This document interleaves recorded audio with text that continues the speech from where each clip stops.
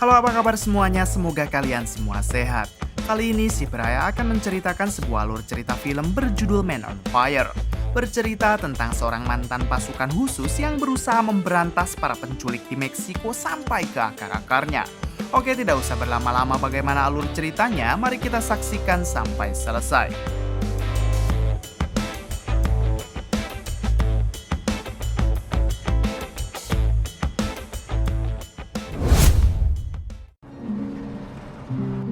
Di awal film kita akan dibawa ke tahun 2001 yang mana kala itu banyak sekali kasus penculikan para bocil di Amerika Latin khususnya di negara Meksiko. Bahkan tercatat hampir setiap 60 menit sekali selalu saja ada kasus penculikan. Diketahui para penculik seringkali mengincar anak-anak orang kaya yaitu agar mereka bisa mendapatkan uang tebusan yang sangat banyak. Kemudian kita diperkenalkan dengan seorang pria asal Amerika yang saat ini akan pergi ke Meksiko. Orang tersebut bernama John Creasy. Tujuan John datang ke Meksiko yaitu untuk menemui salah satu teman lamanya. Setibanya di sana, John akhirnya bertemu dengan teman lamanya yang bernama Ray. John memberitahu kepada Ray kalau ia tengah menganggur dan sekarang sedang membutuhkan pekerjaan. Di sini Ray menjawab kalau sekarang dirinya belum mempunyai pekerjaan untuk John. Akan tetapi jika ada pekerjaan yang cocok, ia berjanji akan segera memberitahukannya. Diketahui kalau John ini adalah mantan marinir Amerika yang pernah bertugas di berbagai negara seperti Irak dan Afghanistan. Setelah perang terakhirnya, John memutuskan untuk keluar dari militer lalu ia memilih menjadi tentara bayaran jika sedang dibutuhkan. Namun sudah beberapa bulan ini tidak ada pekerjaan untuk John sehingga membuatnya luntang-lantung seperti si Bray.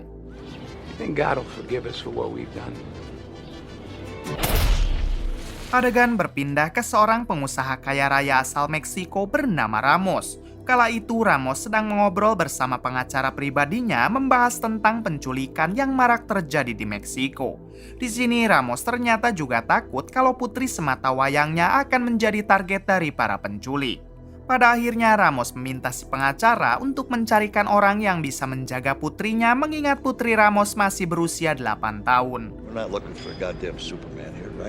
Mendengar hal itu, si pengacara yang kebetulan berteman dengan Ray, ia pun langsung menghubunginya lalu meminta Ray mencarikan bodyguard untuk menjaga anak Ramos. Ray yang saat ini masih bersama John tanpa ragu ia pun menawarkan pekerjaan tersebut kepada John.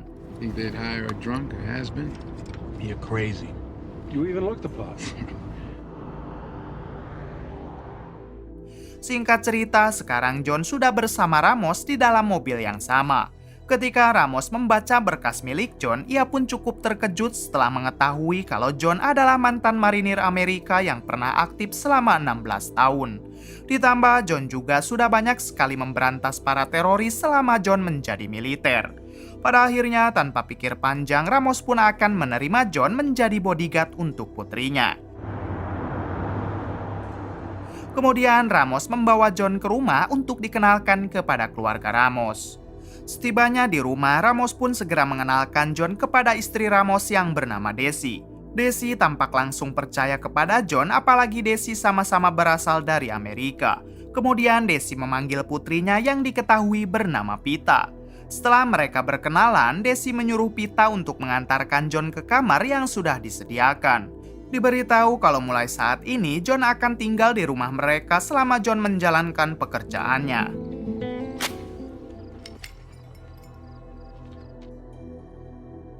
Keesokan harinya, John memulai pekerjaan dengan mengantar Pita ke sekolah. Di tengah perjalanan, Pita terus bertanya tentang kehidupan John serta bagaimana keadaan di Amerika. Awalnya, John mau menjawab semua pertanyaan Pita. Namun karena Pita terus-terusan bertanya, John pun akhirnya mengatakan kalau ia hanya ditugaskan untuk menjaga Pita, bukan untuk menjadi temannya berbincang. Mendengar hal itu, Pita menjadi kesal sampai ia ingin pindah duduk ke kursi belakang.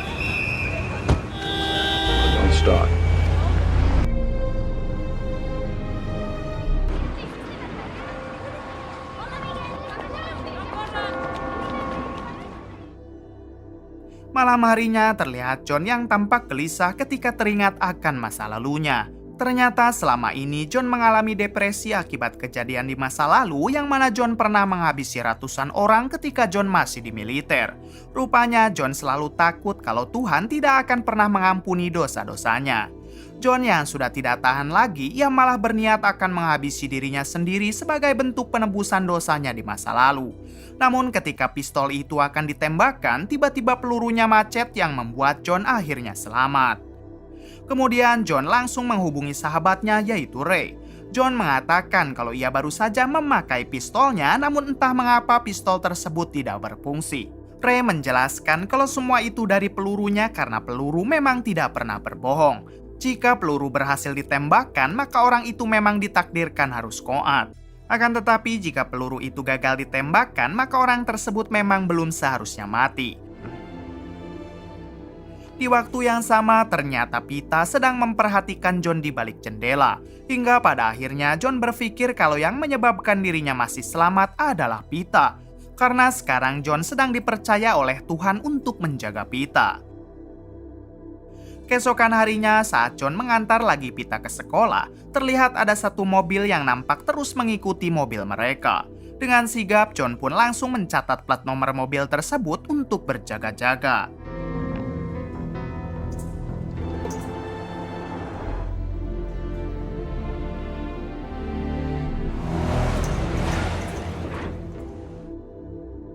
Setelah pulang sekolah, terlihat Pita yang mengikuti lomba berenang. Namun sayangnya Pita selalu kalah dalam perlombaan tersebut. Di sini John nampak mulai dekat dengan Pita, bahkan John berjanji akan melatih Pita berenang saat sudah di rumah nanti. Sesampainya di rumah, John langsung melatih Pita berenang mengingat ia adalah marinir angkatan laut yang pasti mahir dalam berenang. Setelah cukup melatihnya, John juga membantu Pita dalam mengerjakan PR. Di hari-hari berikutnya, John terus melatih Pita berenang agar Pita bisa memenangkan perlombaan. Terlihat di sana juga semua orang yang bekerja di rumah Pita memberikan semangat kepadanya. Singkat cerita, Pita pun kembali mengikuti perlombaan berenang. Ternyata setelah beberapa kali dilatih oleh John, akhirnya Pita berhasil memenangkan perlombaan tersebut. Pita sangat berterima kasih kepada John karena berkatnya ia berhasil menjadi juara. Adegan berpindah ke John yang sekarang akan mengantarkan Pita untuk berles piano. Sesampainya di sana, Pita memberikan John sebuah bunga sebagai rasa sayang Pita kepada John. Sebaliknya, John juga sekarang sudah sangat menyayangi Pita seperti anaknya sendiri. Bye. Untuk dia. Beberapa jam kemudian, ketika John masih menunggu Pita keluar, John melihat ada satu mobil polisi yang melaju mundur. John juga melihat salah satu mobil yang kemarin plat nomornya John catat mendekati ke arah dirinya. Bersamaan dengan itu, Pita yang sudah beres les piano keluar hingga inilah yang terjadi.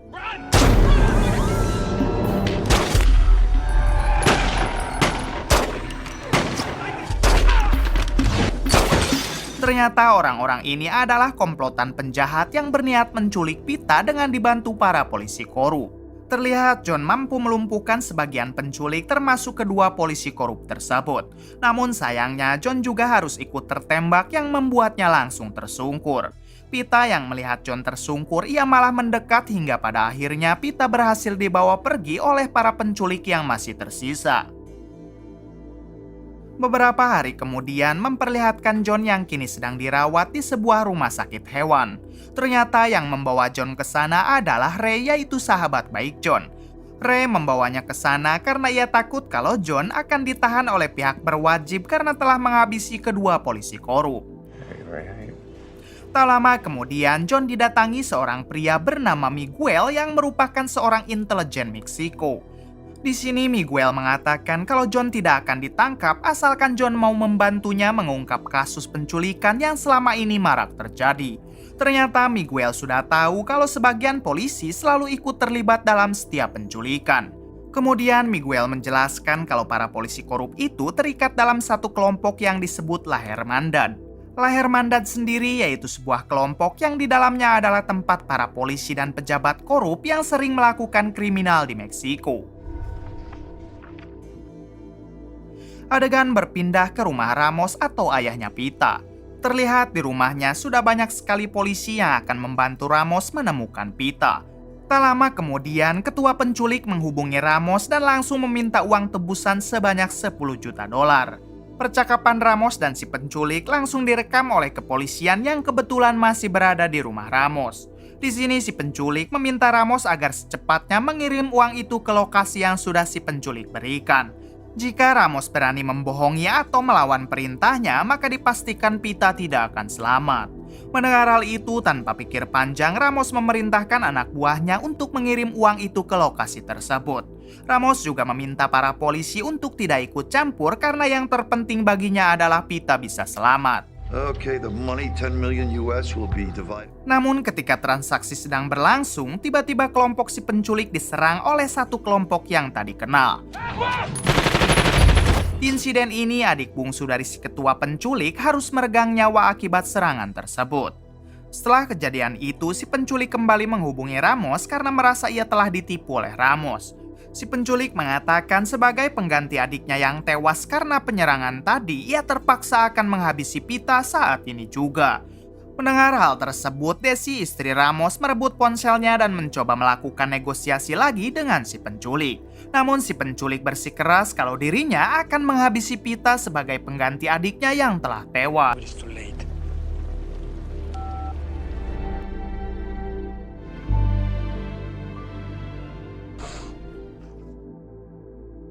Singkat cerita, kini John sudah sehat dan ia segera pergi ke rumah Ramos dengan diantar oleh Ray.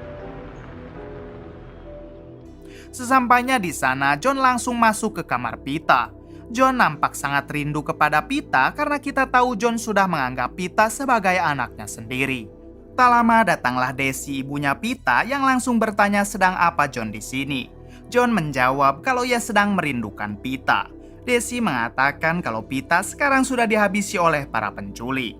Mendengar hal tersebut, John langsung terkejut dan ia pun berjanji kalau mulai saat ini John akan memberantas para penculik sampai ke akar-akarnya.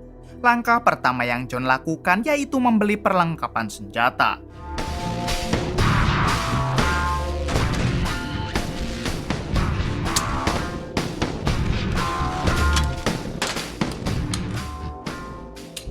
Kemudian John mengecek kembali bukunya untuk melacak plat nomor mobil yang pernah ia catat dulu.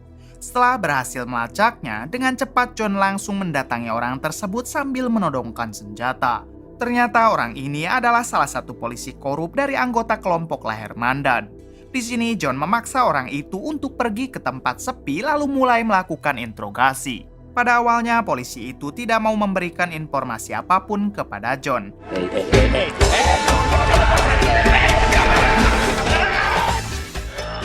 Namun setelah mendapatkan banyak siksaan, polisi itu akhirnya mengatakan kalau dirinya hanya diperintah oleh seseorang yang bekerja sebagai penjaga diskotik.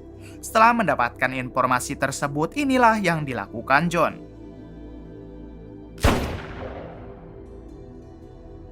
Malam harinya, John langsung mendatangi diskotik dan memperlihatkan foto Pita kepada dua penjaga diskotik yang ada di sana. Awalnya mereka berdua tidak mau mengatakan apapun perihal penculikan Pita. Namun setelah John menghabisi satu temannya, si penjaga akhirnya memberitahu satu nama yaitu Puentes yang merupakan seorang ketua polisi.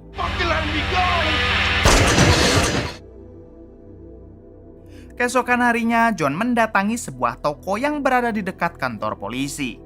John meminta izin kepada si pemilik toko agar ia bisa masuk ke dalam. Si pemilik toko yang takut kepada John mau tidak mau ia pun terpaksa mengizinkannya. Tak lama dari itu datang mobil Fuentes bersama para pengawal korupnya hingga inilah yang dilakukan John.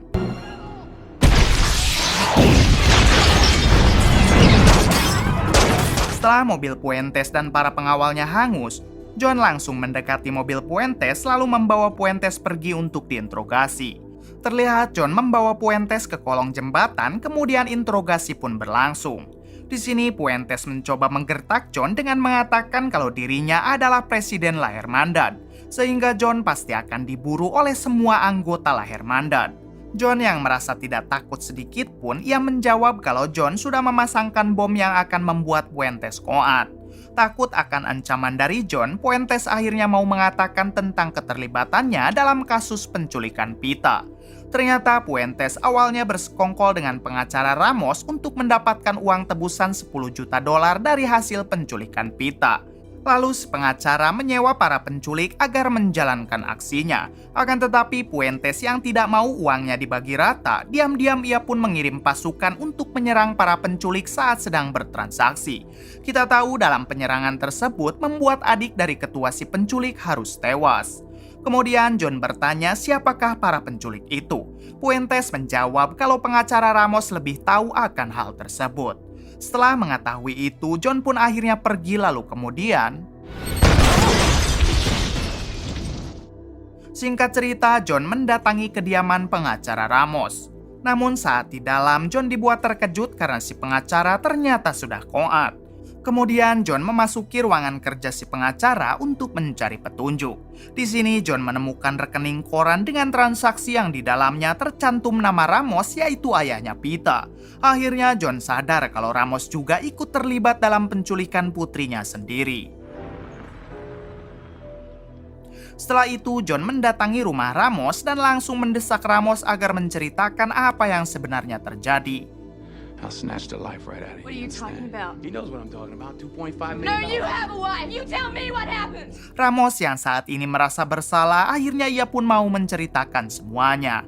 Ternyata saat ini perusahaan Ramos mengalami kebangkrutan hingga Ramos memiliki banyak hutang sampai mencapai $2 juta. Oleh karena itu, si pengacara menyarankan Ramos agar melakukan rekayasa penculikan terhadap Pita, yaitu agar asuransi Pita yang mencapai $10 juta bisa Ramos cairkan. Namun sayangnya semua rekayasa yang diatur oleh si pengacara harus gagal setelah ada satu kelompok yang tiba-tiba menyerang hingga membuat adik bungsu si ketua penculik tewas. Dari situlah si ketua penculik murka dan Pita malah menjadi korban sungguhan. Setelah semua rencana yang diatur si pengacara gagal, Ramos pun nekat menghabisi si pengacara sebagai bentuk pembalasan atas tewasnya Pita. Mendengar semua itu, Desi istri Ramos tentu langsung murka, bahkan ia ingin menghabisi Ramos. Namun John melarangnya. John memberikan pistol kepada Ramos dan juga satu peluru yang dulu John gunakan untuk menembak dirinya sendiri. Kemudian John meminta Ramos agar menembak Ramos sendiri karena peluru memang tidak pernah berbohong. Jika Ramos harus mati sekarang, maka peluru itu pasti akan keluar. Namun jika Ramos belum saatnya mati, maka peluru itu tidak akan pernah keluar. Sebelum pergi, Ramos meminta John agar mencari kelompok penculik tersebut dan Ramos sudah mengantongi satu nama, yaitu Sanchez yang ia dapat dari si pengacara. Ketika John sudah berjalan beberapa langkah, terdengar suara tembakan yang artinya peluru itu sudah menghabisi Ramos. Keesokan harinya, John mendatangi rumah Sanchez, yaitu orang yang kemarin dikatakan oleh Ramos. Terlihat kali ini aksi John dipantau langsung oleh Miguel, si kepala intelijen. Sesampainya di sana, John langsung menodongkan pistol kepada istrinya Sanchez dan bertanya di manakah Sanchez. Namun bersamaan dengan itu, tiba-tiba Sanchez muncul dan langsung menembak John lalu bergegas kabur. Untungnya John masih bisa bertahan lalu mengejar Sanchez.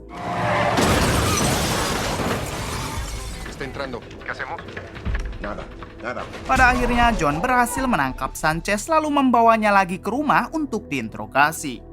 Di sini John mengumpulkan Sanchez berikut dengan istrinya. Kemudian John bertanya apakah Sanchez adalah ketua dari para penculik yang sudah menghabisi Pita. Istri Sanchez yang takut kalau suaminya akan diapa-apakan oleh John, ia pun akhirnya memberitahu kalau ketua dari penculik yang ada di Meksiko bernama Daniel. Daniel ternyata adalah kakak kandung Sanchez yang merupakan otak dari seluruh penculikan yang ada di Meksiko. Tanpa menunggu lama, John langsung menghubungi Daniel menggunakan ponsel Sanchez.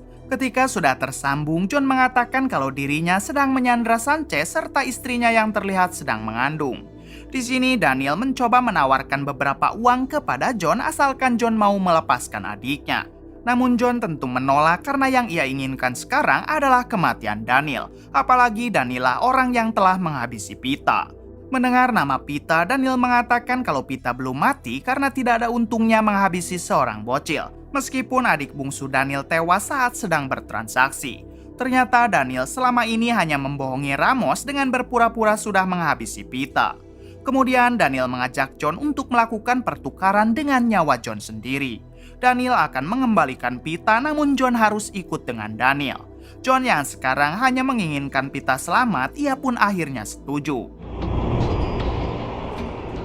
Di tengah perjalanan menuju lokasi pertukaran, terlihat John yang masih menyandra Sanchez untuk berjaga-jaga agar Daniel tidak membohonginya. John juga menghubungi Desi untuk memberitahu kalau Pita masih hidup. John meminta Desi agar mendatangi lokasi pertukaran saat ini juga. Singkat cerita, sesampainya di lokasi, John menyuruh Desi agar tidak melepaskan Sanchez sebelum Pita dilepaskan. Sementara dirinya akan memulai pertukarannya bersama Daniel. Setelah John menyerahkan dirinya, terlihat Pita yang juga dilepaskan dan langsung memeluk John. Setelah John memastikan Pita tidak terluka, John menyuruh Pita untuk pergi kepada ibunya. Kemudian terlihat Sanchez yang juga dilepaskan. Hingga pada akhirnya John dibawa oleh Daniel untuk segera dihabisi. John rela melakukan semua ini karena ia sangat sayang kepada Pita dan juga sebagai penebus dosa-dosanya di masa lalu. Pada akhirnya John pun tewas di tangan Daniel. Di akhir film memperlihatkan Miguel, si ketua intelijen Meksiko, berhasil menghabisi Sanchez dan juga Daniel. Diketahui Miguel juga sudah menangkap semua anak buah Daniel dan menghentikan jaringan penculikan. Tamat. Oke, terima kasih ya sudah menonton sampai akhir. Mohon maaf bila banyak kesalahan. Salam dari Bray Movie.